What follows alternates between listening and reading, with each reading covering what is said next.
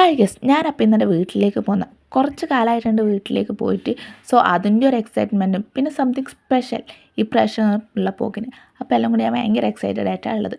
പിന്നെ വേറൊരു കാര്യം പറയാനാണെങ്കിൽ ഞാൻ അതായത് എൻ്റെ വീഡിയോസ് കണ്ട് അപ്പം ചിലവ് അതായത് വിചാരിക്കും അതായത് 500 ഫോളോവേഴ്സ് ഉണ്ട്. അങ്ങനെയല്ല, ഈ ഉള്ള സബ്സ്ക്രൈബേഴ്സിൽ കുറച്ച് പേരോട് ചോദിച്ചു പിന്നെന്താ ഇത്രയും ഗ്യാപ്പ് എടുത്തേ. അതെന്ന് വെച്ചാൽ ആ വീഡിയോസ് എടുത്ത സമയത്ത് ഞാൻ പറഞ്ഞിട്ടുണ്ടായിരുന്നു ഞാനിവിടെ കൊച്ചിയിൽ വന്നതും ഞാൻ ഒരു പാർട്ട് ടൈം ജോബ് അന്വേഷിക്കലാണെന്ന്.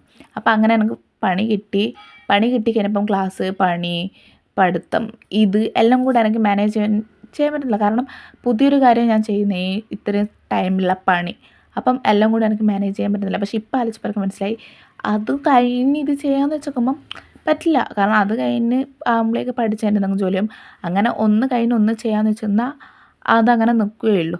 സോ ഞാൻ വെച്ച് പറ്റുന്ന രീതിയിൽ ഇതും കൂടെ ഒരുമിച്ച് മാനേജ് ചെയ്ത് കൊണ്ടുപോകാമെന്ന്.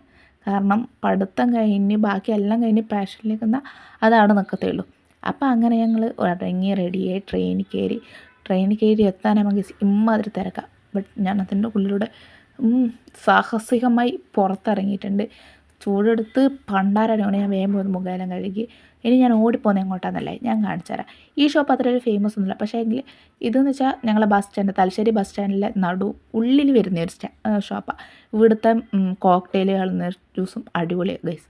അങ്ങനെ ഞാൻ ഷോപ്പിലെത്തി അമ്മേനെ കണ്ടു.